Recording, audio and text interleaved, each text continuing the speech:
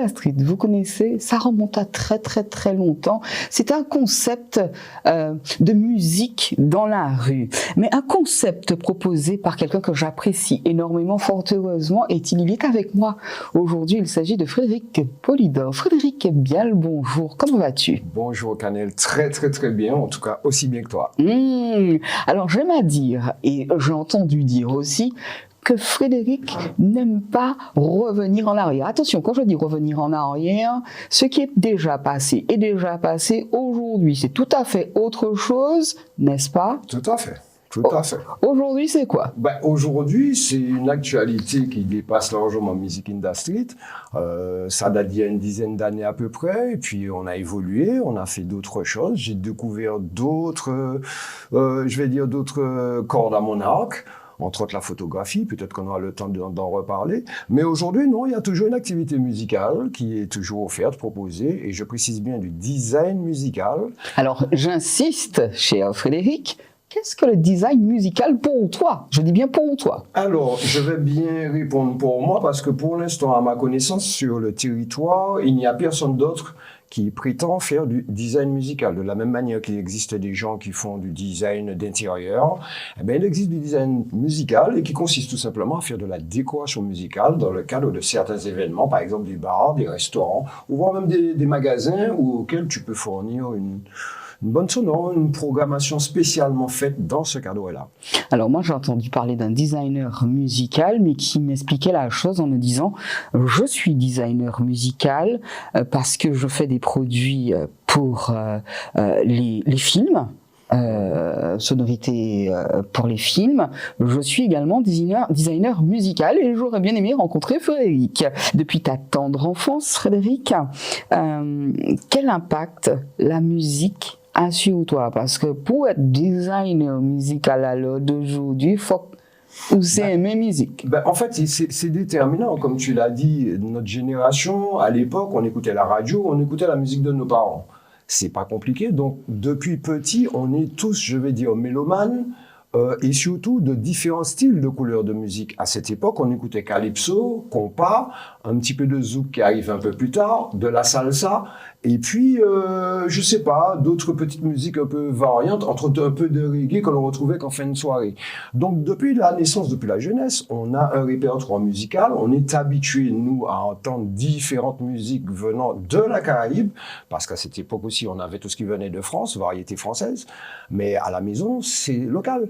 Donc, depuis ma plus tendre enfance, je suis bercé par de la musique autour. Je t'imagine dans le salon avec les grands-parents, même les parents avec avec la petite radio à côté. Ou encore le tourne-disque. Exactement, à devoir ne surtout pas y toucher, puisque tu vas rayer le disque, tu vas abîmer. Moi, j'avais le droit. Tu vas abîmer les billes de la personne. J'avais le droit. À cette époque, là, ça coûte un certain. Oui. Donc voilà, tout ça est venu de là. Et puis en grandissant, bien entendu, on continue toujours à aimer la musique, à en découvrir de nouvelles. Aujourd'hui, il y en a tellement.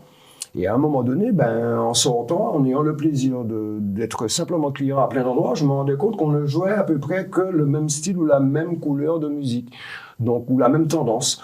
Donc c'est là que je me suis dit, je suis un peu frustré, j'ai trop de musique en tête, il y a trop de personnes différentes aussi qui viennent aux événements pour qu'ils soient cantonnés qu'à entendre qu'une seule chose. Et c'est comme ça qu'est venue un petit peu l'idée d'essayer de marier tous ces styles de musique-là pour en faire une seule couleur, une seule tendance, une seule bande sonore lors d'un événement, et donc d'inviter les gens à venir écouter la propre musique qu'ils ont chez eux.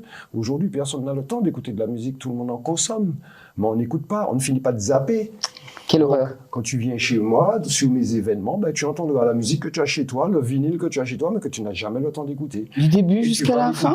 Et tu vas l'écouter dans d'excellentes conditions, sachant que n'étant pas DJ, le morceau de musique, tu l'entendras de la première seconde à la dernière seconde. Oui. Il n'y a pas de mix, il n'y a pas de scratch, il n'y a pas de pub. On respecte l'œuvre artistique. C'est la clé et la base d'un designer musical. Tu n'as pas à y toucher. L'œuvre est déjà belle. Après, c'est l'agencement des morceaux et des œuvres qui vont donner un design musical. Les uns après les autres. Tu sais comment y faire. Alors, selon toi, quelle est la différence entre ce DJ et ce designer? Le DJ, par principe, il a une technicité, il a un matériel qu'il utilise, il a une prestation qui est mise en avant, je vais dire, par sa compétence technique. D'accord? Et qu'en plus de ça, quand tu penses à DJ, tu penses à faire la fête. Un designer musical ne cherche pas fondamentalement à faire des gens, à faire le travail d'un DJ. Pas du tout. C'est totalement l'opposé. Je suis là tranquillement, je prends un verre avec des potes, et toi, tu me mets bien. Oui, tout à fait. Et parce que ça va prendre en compte qui est là, quelle heure il est, quelle tranche d'âge de personnes qui se trouvent en face de moi. Et effectivement, tous ces éléments-là vont créer une ambiance que je vais avoir ressentie et qui me permettra justement de jouer tel titre et pas celui-là, de jouer celui-là à ce moment-là et pas à ce moment-là. C'est ça la grosse différence. Un DJ, lui, il va te jouer un répertoire que tout le monde connaît, que tout le monde attend de lui, parce qu'ils sont venus pour faire la fête. Chez moi, tu pourras faire la fête, ne t'inquiète pas, mais ce sera ta liberté en fonction du morceau qui passera. Si c'est un morceau de reggae que toi tu aimes, assise dans ton bar, tu vas te lever, tu vas danser, alors que les autres vont rester assis. Mais le morceau d'après sera peut-être un Begin Jazz. Donc mamie qui est venue avec monsieur, ils vont se sentir concernés. Profiler. Exactement. Bien. Exactement. Quelle est la musique que tu aimes à diffuser, justement? Toutes. Je n'ai aucun parti pris. Chez moi, tu auras la chance de pouvoir entendre le même morceau de musique chinoise pour arriver ensuite à un jazz, pour revenir à un morceau de calypso ou de soca. Il n'y a pas de parti pris musical. Au contraire, le but du jeu est de pouvoir jouer toutes les musiques. Il y a une musique pour chaque instant, pour chaque minute. Maintenant, il faut savoir les utiliser, trouver la bonne tendance musicale entre un calypso et un morceau de reggae. Parmi nos amis martiniquais ou d'autres qui sont venus à tes événements, est-ce que tu as déjà diffusé du métal? Pas encore, tout simplement parce que j'y avais pas encore pensé. Mais je n'aurai aucune difficulté à pouvoir le faire, ou en tout cas à savoir le placer lors d'un événement.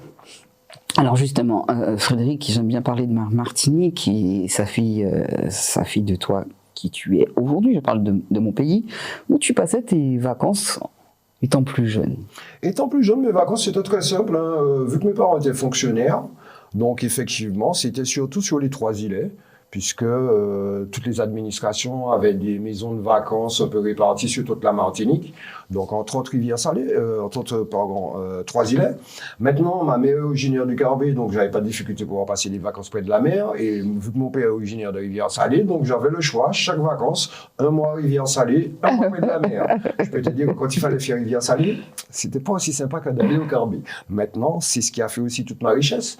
Je suis aussi empreint, je vais dire, de la verdure de la nature martiniquaise, comme je suis tout aussi proche des pêcheurs et de la mer. Donc c'est ce qui a fait effectivement toute ma vie et ma personnalité martiniquaise. Si je te dis festival de musique, tu me réponds quoi? Qu'est-ce qui te vient à l'esprit? Festival de musique, je serais d'abord tenté de dire ceux qui se font autour de nous, le plus souvent, dans la Caraïbe, ou même en Europe ou ailleurs. Maintenant, je pense qu'ici, il faudrait peut-être effectivement se poser pour vraiment en créer un qui soit propre à nous. Il y existe par exemple le Begin Jazz Festival, que j'apprécie, que j'adore énormément. C'est un type de festival. Il y a celui de la ville de Fort-de-France, bien entendu.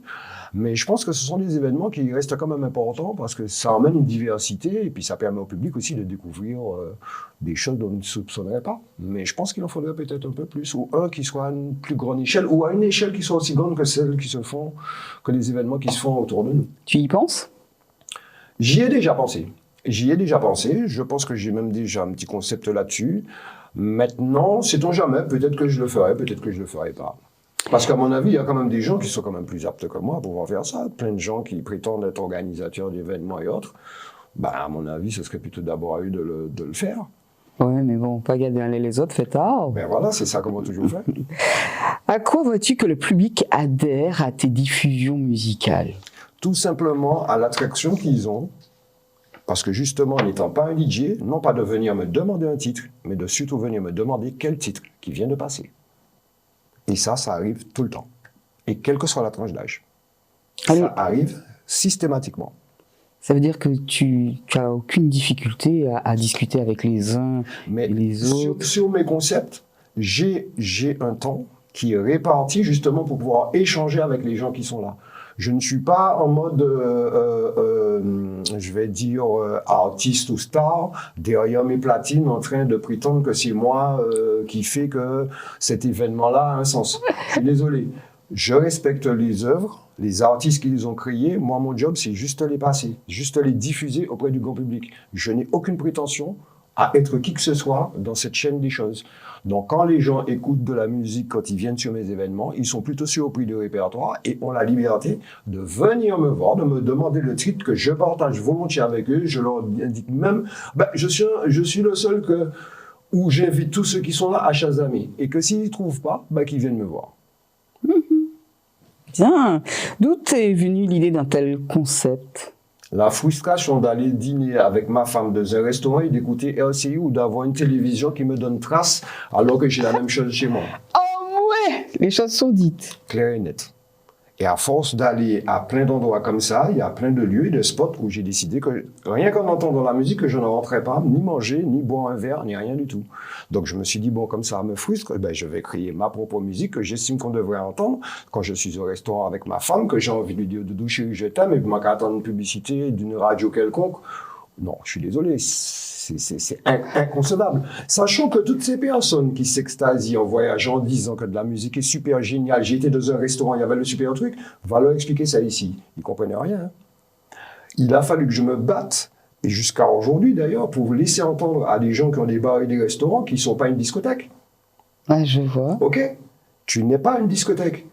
Alors, quand tu ne sais pas commercialiser ton restaurant ou ton bar et tu organises des événements pour ramener du grand public, mais on ne connaîtra chez toi que pour ça. Et si tu as un restaurant, le lendemain, il n'y a personne qui vient manger. Parce que les gens n'ont comme référence que le fait de venir faire la fête chez toi. Voilà. Donc aujourd'hui, des gens reviennent à un endroit, même quand je les ai invités à venir découvrir le spot, en plus d'écouter ma musique, ils prennent l'habitude de revenir se dire, tiens, on était venu manger là, il y avait une bonne musique, on va y retourner. Que j'y sois ou pas. Frédéric, quand je t'entends parler, je me dis que c'est vrai qu'il y a bien des endroits où je suis rentré pour me restaurer et c'était pas, l'ambiance derrière n'était pas très bonne. Souvent, ça joue trop fort. Et le plus souvent, comme je te dis, la musique ou le titre qui est diffusé n'a rien à faire à cet instant. Ouais. Les gens ne viennent pas aujourd'hui dans un restaurant pour écouter de la musique, ils s'attendent même pas à ce qu'il y ait de la musique. Est-ce qu'il est facile pour toi de convaincre ceux qui t'emploient? Alors, tout au début, ça a été très très compliqué. Très compliqué, et donc d'où le fait d'avoir pris l'initiative d'organiser, de monter tout de A à Z par moi-même et d'avoir des amis qui sont pas trop bêtes. C'est-à-dire de A à Z. En fait de la communication de l'événement, du visuel de l'affiche de communication, au réseau pour informer tout le monde là-dessus, au matériel technique pour pouvoir faire ma prestation, tout de A à Z, et je maîtrise tout de A à Z. D'accord. Et c'est juste des amis qui avaient des lieux qui étaient, je vais dire un petit peu aficionados de ce que je faisais, qui m'ont donné le plus souvent l'opportunité de le faire. Et puis après, à la longue, d'autres personnes ont entendu, et puis ils sont venus. Et puis maintenant, aujourd'hui, c'est un tout petit peu plus facile, oui. Mais il y a quand même encore beaucoup d'endroits où ils n'ont rien compris. Il y a une transmission chez toi, c'est-à-dire est-ce que tu donnes à d'autres de faire comme toi, parce que tu peux pas te déplacer, t'es ici et là. Alors oui, en fin de compte c'est assez paradoxal parce que je n'ai pas cherché d'entrer à partager, je vais dire, mon savoir-faire. J'ai quelques amis DJ qui sont assez proches de moi et qui étaient tellement surpris que j'apparaisse avec ce répertoire ou encore comment je faisais, qui, à force de me suivre et d'être accolé à moi, ont fini par intégrer, je vais dire, mon imaginaire, ma musicalité, et qui savent la reproduire aujourd'hui. Donc, effectivement, j'ai 2 ou 3 DJ maximum que je pourrais suggérer si moi, je ne peux pas être présent sur un événement. Je vais dire pour me remplacer, mais dans l'esprit musical, pas dans la personne, bien entendu. Tu sais que ça donne envie, il devrait en avoir beaucoup plus, des comme toi. Non. Oui, parce que non, parce qu'ils ne sauront jamais faire comme moi, donc il faut être réaliste. C'est-à-dire, alors j'explique, des comme toi, c'est-à-dire que le fait de rentrer dans un lieu, et quand j'ai mangé, j'y vais déjà, je dépense de l'argent, j'aimerais que la nourriture soit très bonne, d'accord, mais que l'ambiance aussi derrière, que ça passe de ceux qui me servent, donc la serveuse ou le serveur, l'ambiance musicale, qu'elle soit la bonne. Comme ça, quand je rentre à la maison, la satisfaction d'avoir travaillé durant toute la semaine et la satisfaction, elle est pleine et ça me donne encore envie de faire beaucoup d'autres choses. Ouais, tout à fait. En fait, c'est vraiment ça. Mais après, c'est pareil. Quand tu vas sur un lieu comme ça et tu viens de faire allusion au personnel, il faut bien comprendre qu'il faut que tout le monde soit quelque peu intégré à l'énergie, à la dynamique musicale qui est proposée.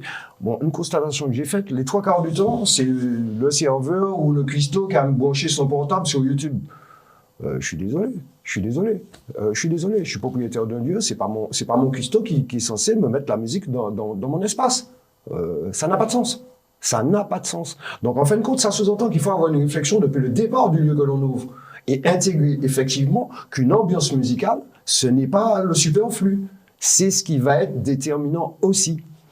Alors, on parle de resto, mais... Oui, resto, bar ou autre. Hein. D'accord. Autre, justement, les autres événements privés, cocktails d'entreprise, par exemple, ou présentation de produits, style voiture, dans des concessions. Oui, on peut faire ça partout. Ah oui, j'imagine la chose. Je vais acheter une voiture, je suis pas très rassuré, mais rien que ta musique permettra que... Mais tout à fait, on pourrait travailler sur une ligne comme celle-là. Maintenant, faut-il encore que ceux qui pourraient le faire ou qui en auraient besoin aient déjà connaissance que ça existe et voire même qu'ils soient ouverts aussi à cette suggestion. Parce que pour eux, ce sont toujours des frais annexes. Ben oui, mais les frais annexes, des fois, c'est ce qui te rapporte aussi. Donc, il faut s'arrêter sur certaines choses. Surtout que, comme je te dis, je n'ai rien inventé. Tout ça existe partout ailleurs dans le monde. Et tout le monde s'extasie dessus quand il voyage, sauf que quand tu le fais chez toi en Martinique, on va trouver « Ah non, c'est pas bien. Ouais, ça m'intéresse pas. Voilà. » Ben oui, il n'y a pas de champagne chez moi, il n'y a pas de... Excuse-moi, il n'y a pas de... Je veux pas rajouter des commentaires là, qui seraient peut-être pas bien de ma part, mais je suis désolé. Tu vas pas, c'est pas là que tu vas venir pécho quoi que ce soit, ni l'état d'esprit dans lequel tu viens sur un événement que j'organise, c'est dans la liberté, dans l'idée de passer un bon moment pour toi-même. C'est toi qui crée ton moment. Moi, je ne fais que t'aider à passer un bon moment. Mais si toi, tu viens pas d'abord pour passer un bon moment, ben, ça donnera n'importe quoi. Hormis le design musical, Frédéric, je sais que tu es un passionné de photographie, mais ce depuis... Depuis très très longtemps, depuis tout petit, depuis à l'époque où tes parents pouvaient t'acheter, tu sais, des petits automatiques là que tu appuyais, qui avaient un certain nombre de poses et que tu laissais tout l'appareil directement chez le développeur de photos. Donc bah oui, ça c'est pour le fun, utiliser l'appareil photo de papa ou de grand-père. Tu les travailles beaucoup tes photos? Alors pas du tout. C'est pas vrai parce que non. Pas du tout. On va en montrer des photos de Frédéric dans cette émission. On voit déjà celle-ci. Frédéric, j'ai l'impression que tu les travailles parce que le top des couleurs... Non, le premier travail que moi j'estime avoir, c'est de voir. Et encore une fois, il y a une très grosse différence entre voir et regarder. D'accord ? Ouais. C'est déterminant. Nous pouvons aller tous les deux à un même endroit, décider de photographier la même chose. Tu ne la photographieras pas comme moi. Et pourtant, nous avons le même objectif, nous sommes au même endroit. La manière dont tu vas le voir, ce ne sera pas de la même manière que je vais le regarder. Donc, en fin de compte, c'est d'abord la prise de vue qui fait la photo. Une fois que tu as fait ça, ben non, tu as un téléphone avec une application photo basique. Ben, il suffit juste de manipuler, de magnifier ta photo. Mais je n'utilise aucun logiciel, je n'utilise aucune application de photo, Photoshop ou je ne sais quoi d'autre. J'ai cru que ces photos étaient retouchées. Pas du tout. J'ai cru que ces photos étaient retouchées. Malheureusement, Frédéric, on en arrive à la fin de cette émission. Un plaisir toujours de te recevoir et d'être en ta compagnie. Merci. J'espère qu'on se reverra très bientôt. Je ne sais pas si c'est une aparté, mais bon, dès ce soir, on pourrait se voir. C'est-à-dire dès ce soir, Fort-de-France, place de la Cour Pénon, 19h. Juste un petit événement, cool, tranquille, posé, pour se blaise en plein air, en pleine semaine. Je vous dis que c'est reparti pour un tour avec Frédéric. Merci beaucoup.